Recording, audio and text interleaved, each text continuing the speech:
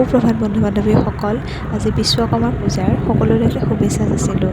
এইবাৰ পিছে আমাৰ বিশেষ অসুবিধাৰ কাৰণে আমি ঘৰত বহলোৱা কৰিব নোৱাৰিলোঁ। গতিকে চাকি এগছ জ্বলাই আমি বৰ্তমান বাবা থানলৈ বুলি গৈ আছোঁ।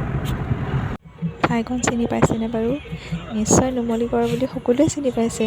পিছে বিশেষকৈ সুধিছোঁ মানে কিয়, দুদিন আগত যিসকলে মোদী ডাঙৰীয়াক লগ কৰিবলৈ আহিছিলে তেওঁলোকেতো খুব ভালকৈ চিনি পাইছে নহয় জানো? পিছে আপোনালোকৰ সকলোৰে ঘৰত বিশ্বকৰ্মা পতা হৈছেনে বাৰু? আমাৰ পিছে এইবাৰতো নহ'ল। গতিকে কাৰ কাৰ ঘৰত বিশ্বকৰ্মা পাতিছে জনাব দেই। আমি যাম আপোনালোকৰ ঘৰলৈ। ইমান ধুনীয়া লাগিছে নহয়নে? মোৰ যে এনেকুৱা পৰিৱেশবোৰ খুব ভাল লাগে। মোৰ এনেকুৱা লাগে যেন মই অনবৰত এনেকৈ সেউজীয়াৰ মাজতে থাকিম। কাৰণ আজিকালিতো গছ-গছনি কাটি নাইকিয়াই কৰিছে নহয় জানো? আৰু এইফালে বাগানবোৰ চাওকচোন ইমান ধুনীয়াকৈ ৰাখে। এনেই পৰিৱেশটো ধুনীয়া, সেউজীয়া ধুনীয়া লাগে। তাতে আকৌ আৰু ধুনীয়া কৰি ৰাখিছে মানে।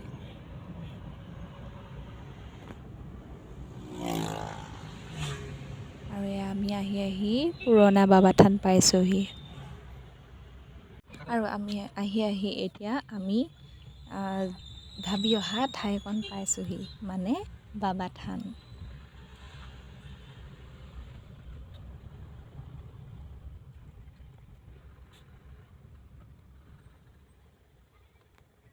আৰু পোৱালীকেইটা চাওকচোন ইমান মৰম লাগিছে নহয়নে?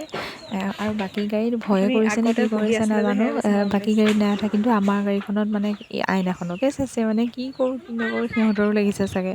ইমান মৰম লাগিছে। আৰু অথনি খুব ধুনীয়া পজ দি পেলাই বহি আছিলে। সেই ফটোকপি মাৰিবলৈ সুবিধা নাপালোঁ, ভিডিঅ' কৰা নহ'ল। আৰু এইফালে দেখিছেনে পজ দিছে। পোৱালীবোৰ যে দেখিলে একদম লৈ লাগে একদম। ইমান মৰম লাগে। আৰু এনেকৈ আমাৰ গাড়ীখনতো অলপ পূজা কৰি দিলে সঁচাকৈ নভবাকৈ যেতিয়া কিছুমান কাম সম্ভৱ হৈ যায়, আশা নকৰাকৈ কিছুমান যেতিয়া কিবা পোৱা যায় খুব বেছি ভাল লাগে। মন্দিৰলৈ গৈতো ভাল লাগেই, নামঘৰ গৈতো ভাল লাগেই।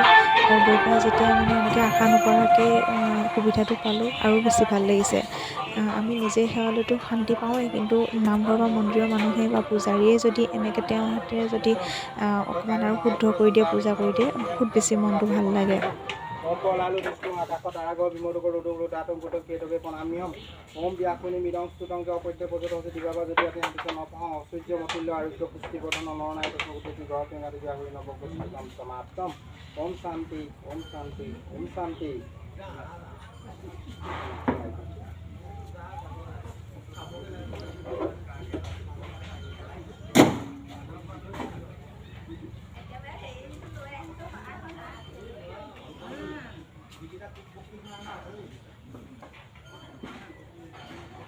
আৰু তেওঁৰ হাতেৰেই কাপোৰখন গাড়ীত পিন্ধাই দিছে। মালাডাল নিজে পিন্ধাব দিছে, কিন্তু তেওঁ নিয়ম কৰি পেলাই কাপোৰখন পিন্ধাই দিছে। আৰু বহুত মানে ভক্তিৰে তেওঁ নিজেও সেৱা কৰি দিছে। ইমান ভাল লাগিছে মনটো।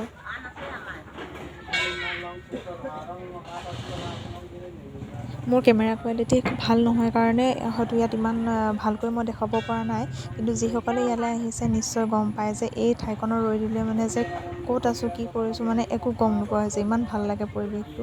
আৰু চিনেৰীটোৰ কথা কি কওঁ, মোবাইলত ধৰিবৰ কাৰণে ওচৰত আহিলে মানে কিবা লাগি যায়, বুজাব নোৱাৰা এটা মানে চিনেৰী। কি ক'ম, বহুত বেছি ভাল লাগিছে মানে। মাজতে আকৌ ফটো দুখনমানো তুলি ল'লোঁ দেই। ফটো তোলা পৰ্ব। আমি এতিয়া বাবা থানৰ পৰা ওলাই আহিলোঁ।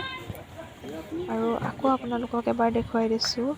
এয়া আমি পাইছোঁহি পুৰণা বাবা থান। ইয়াত এইবাৰ পিছে সোমোৱা নহ'ল। আমি আকৌ এদিন আহিম ইয়ালৈ বুলি। আৰু তাতো বৰ বিশেষ দেখুৱাব পৰা নহ'ল মানে সঁচা কথা ক'ব গ'লে মই অকণমান নামঘৰ বা মন্দিৰ এনেকুৱাবোৰত অলপ মোবাইলটো উলিয়াবলৈ অলপ বেয়া পাওঁ। তথাপিতো ফটো এখনতো নামাৰিলে নহ'ব ন, চিনটোতো ৰাখিবই লাগিব, পাছত চাই ভাল লাগে নিজৰে। গতিকে ফটো দুকপিমান মৰা হ'ল আৰু ভিডিঅ'ও অকণকৈ কৰিছোঁ আৰু। কিন্তু তাতকৈ আৰু বিশেষ একো দেখুৱাব নোৱাৰিলোঁ, তাৰ কাৰণে বেয়া নাপাব দেই। এতিয়া আমি গৈ থাকোঁ আৰু বুঢ়া-বুঢ়ী। আৰু ঘূৰি আহোঁতে ৰাস্তাতে বাবাক লগ পালোঁ। আৰু তাতে মানুহ এগৰাকী কি ভাল লাগিল নাজানো, জোৰকৈ কৈছে মোৰ ফালৰ পৰা কিবা এটা লৈ যোৱা বুলি মৰমতে দি পঠাইছে। আচলতে বস্তুটো কিমান দামী কি কথা নহয়, মৰমত যে দিয়ে সেইটোৱে ডাঙৰ কথা। আৰু বিশেষকৈ পাইছোঁ বাবা থানত, ইমান ভাল লাগিছে মনটো।